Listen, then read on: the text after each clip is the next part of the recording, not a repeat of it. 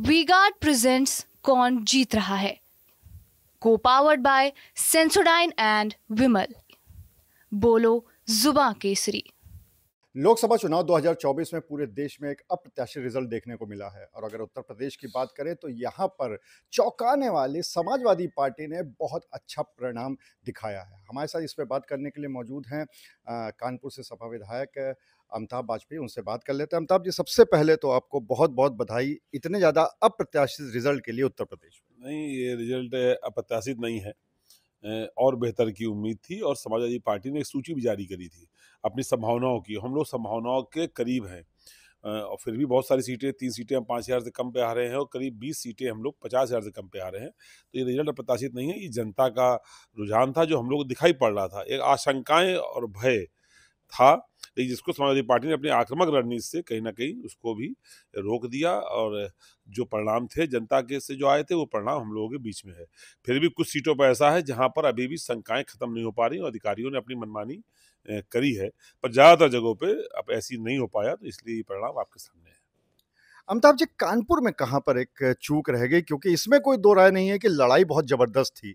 एक तरह से जो हम लोग बचपन में सीसॉ खेला करते थे, कभी एक प्रत्याशी ऊपर, कभी दूसरा प्रत्याशी ऊपर, तो लेकिन फिर भी कमी रह गई कहीं न कहीं और यहाँ पे जीत नहीं हो पाई। क्या कारण रहा?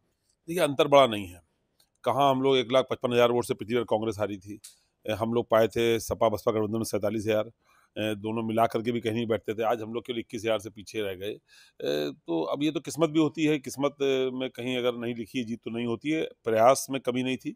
फिर भी अगर कुछ हिस्सा हम कहें तो जो समय का प्रबंधन था और जो वार्डों की जो रणनीतिक योजनाएँ बननी थी, उसमें कहीं न कहीं हम लोग थोड़ा-सा चूक गए। हम लोग अफ़सोस है कि ये बातें हम लोगों की निगाह में थीं, लेकिन जो जनसमर्थन मिल रहा था, जो उत्साह देख रहे थे, उसको देख कर कहीं न कहीं प्रत्याशी समेत हम सभी लोग गफ़लत में हो गए और ये जो समय प्रबंधन की रणनीति और वार्ड की रणनीतिक प्रबंधन की रणनीति हम लोग ठीक से नहीं बना सके, इसका ये अंतर महसूस हुआ हम लोगों को। आपकी पार्टी के जो 3 विधायक जिन विधानसभा में रहे, उसमें तो आप लोगों ने तीनों में ही जीत दर्ज की है, लेकिन कहीं न कहीं सब मिल के भी, दोनों पार्टियाँ मिल के भी किदवई नगर और गोविंद नगर में, वहाँ पर सेंध नहीं लगा पाईं। क्या कारण? देखिए, ऐसा है कि जो हम लोगों के जहाँ तक 3 विधानसभाओं का सवाल है, आप पिछला चुनाव का आंकड़ा उठा के देखिए 2022 का। तो जो सपा का वोट था, जो कांग्रेस का वोट था, जो आम आदमी पार्टी का वोट था, वो सारा वोट एक जगह पे सेंट्रलाइज़ हो गया, हम लोगों को मिला है और वही रिज़ल्ट लगभग 1000-2000 ऊपर नीचे से वही रिज़ल्ट आया, बल्कि कुछ न कुछ बढ़ के आया। कुछ एक्स्ट्रा लोगों ने भी भाजपा खाते से निकल के हम लोगों को समर्थन दिया है। किदवई नगर और गोविंद नगर में भी हम लोगों के परिणाम पहले से बेहतर हुए हैं। लेकिन हमें लगता है कि कांग्रेस का और उनके जो एक पूर्व विधायक के जाने के बाद जो संगठनात्मक ढांचा चरमराया, उसको वो लोग ठीक नहीं कर सके आखिरी तक।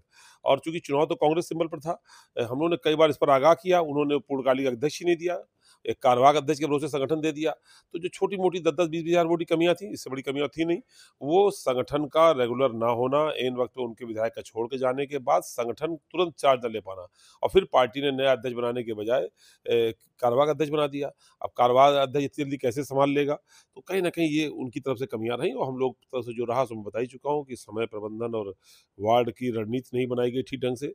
इसलिए ओवर कॉन्फिडेंस में भी कहीं न कहीं कमियाँ आई हैं चुनाव में। मतलब आप ये मानते हैं कि कहीं न कहीं अजय कपूर के जाने से पार्टी पे फ़र्क पड़ा, इस चुनाव पे फ़र्क पड़ा, ये मानते हैं ना, या ना, ना, या ना। कांग्रेस पे फ़र्क नहीं, पड़ा? वोट तो वो मिला है ना सारा।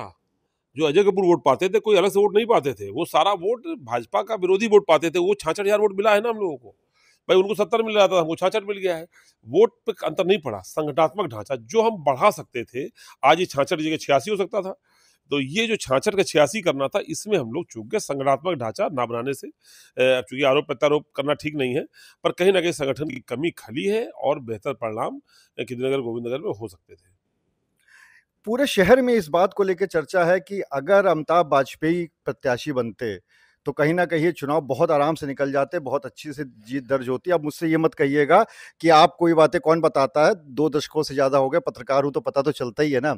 लेकिन पूरा शहर इस बात को कह रहा है, यहाँ तक कि जो आपकी विरोधी पार्टियाँ हैं, वो भी इस बात को कह रही है कि अगर आप प्रत्याशी होते, तो निश्चित तौर पे जीत होती। अगर कोई शुभचिंतक साथी ऐसा कह रहा है तो उसको मैं हृदय से धन्यवाद देता हूँ। लेकिन ये प्रश्न पूरी तरीके से काल्पनिक है चूँकि ये कल्पनाओं पर आधारित प्रश्न है, इसलिए कल्पना पर आधारित प्रश्न का हम उत्तर देना बेहतर नहीं समझते। हम लोग पार्टी के सिपाही हैं, पार्टी का जो निर्णय होता है उसको हम लोग सुधार करते हैं, पूरी तन्मयता से उसको निभाने में लगते हैं। पहले भी किया है और आगे भी करेंगे। जो पार्टी का निर्णय होगा उसके हिसाब से हम लोग चलेंगे। हमारा सिर्फ एक नेता जीवन में है, अखिलेश यादव। अखिलेश यादव की मंशा ही हमारे लिए आदेश होती है, हम लोग उसी पे चलते हैं। कोई इसमें अलग से बुद्धि विवेक का इस्तेमाल करने की आवश्यकता हम लोगों को नहीं है। आपकी पार्टी के एक विधायक इरफान सोलंकी को कल कोर्ट से सजा हो गई और अब उनकी विधायकी भी जा रही है, शीशामुंह से उपचुनाव भी होंगे, इस पे क्या कहना है? नहीं, अभी तो हमें उम्मीद है, ये फैसला है, ये फैसले ने हम लोगों को निराश किया है, पर न्यायपालिका का फैसला है, इसमें टिप्पणी नहीं कर रहे हैं। पर बहुत सारे ऐसे तथ्य हैं, ऐसे बिंदु हैं जिनका संज्ञान न्यायालय ने नहीं लिया है। इसीलिए ऊपर के न्यायालय की व्यवस्था दी गई है कि आप अपील में जा सकते हैं। तो अभी विधायकी दोबारा होगी, इस पर अभी हम कोई टिप्पणी नहीं करना चाहेंगे जब तक कि हमारे पास न्यायालय की अपील की का मौका है। हम उसका पूरा उपयोग करना चाहेंगे और ये प्रयास करना चाहेंगे कि न्यायालय से हमको स्टे मिल जाए और विधायकी पर आँच ना आवे, क्योंकि जनता की उम्मीदों पे खरे उतरने की चुनौती है। और चूँकि अब सज़ा हो गई है तो बेल आसानी से हो जाएगी। जो भी समय लगेगा लेकिन बेल हो जाएगी, विधायक जी बाहर आएँगे और हमें तो उम्मीद है और मैं दुआ करता हूँ कि उनको हाई कोर्ट से सज़ा पर स्टे मिल जाए ताकि विधायकी पर कोई आँच ना आवे और आगे जब कोई परिस्थिति खड़ी होगी तो उसको उस हिसाब से हम लोग बात करेंगे। एक शेर भी आज आपने पोस्ट किया है, गम के ये 4 दिन, सितम के ये 4 दिन, यह दिन भी जाएँगे गुज़र, गुज़र गए हज़ार दिन। और इसके साथ आपने इरफान सोलंकी के साथ फ़ोटो भी पोस्ट की है। कहीं न कहीं एक साथ खड़ी हुई है पूरी पार्टी, ये दिखाने की कोशिश है। ये सही है, हम लोगों का देखिए लंबे समय से साथ रहा है। हम लोगों ने जोड़ी बनाकर एक काम किया है और शहर के लोगों ने उस जोड़ी को बहुत प्यार दिया है। कार्यकर्ता निराश हुआ, बहुत सारे लोग गमज़दा हो गए।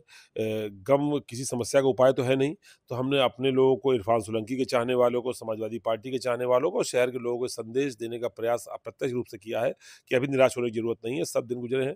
अभी तो कुछ दिन पहले लगता था भाजपा की सत्ता ऐसी है ज़रा कभी जाएगी नहीं, पर आज दिखने लगा कि भाजपा कहीं नहीं रही। तो ऐसे ये दिन भी नहीं रहेंगे, ये दिन भी गुज़र जाएँगे। कानूनी मौके भी हम लोग पास हैं और ईश्वर की अदालत में भी न्याय होगा।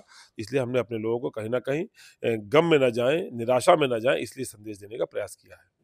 एक आखिरी सवाल, लेकिन इसको काल्पनिक मत कहिएगा। अगला लोकसभा चुनाव आप लड़ने जा रहे हैं?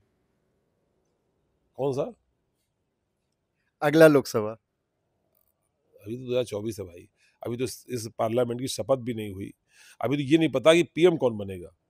आप कहेंगे मोदी जी का नाम आ चुका, हम सोचते हैं कल बदल जाए शायद। अभी तो हम इस उम्मीदों पर हैं कि इसी लोकसभा में हम लोग सरकार बनाएँगे। अभी हम इस उम्मीद में हैं कि इसी विधानसभा में हम लोग सरकार में आएँगे। ऐसी अटकलों पे बात करिए, अभी अगली लोकसभा क्या होगी इस पे बात करने की अभी क्या ज़रूरत है? तो आप थे अमिताभ बाजपेयी, जिनका ये कहना है और जो ये मानते हैं कि अभी भी इस बात की उम्मीद है कि शायद इस वाली सरकार में भी समाजवादी पार्टी आएगी बीच में, और इसके साथ उन्होंने ये भी कहा है कि इरफान सोलंकी को कहीं न कहीं हाई कोर्ट से राहत मिलेगी, ऐसी उनको उम्मीद है। अनुराग अग्रवाल, टीवी 9, कानपुर। वी-गार्ड प्रेजेंट्स कौन जीत रहा है, को पावर्ड बाय सेंसोडाइन एंड विमल। बोलो जुबां केसरी।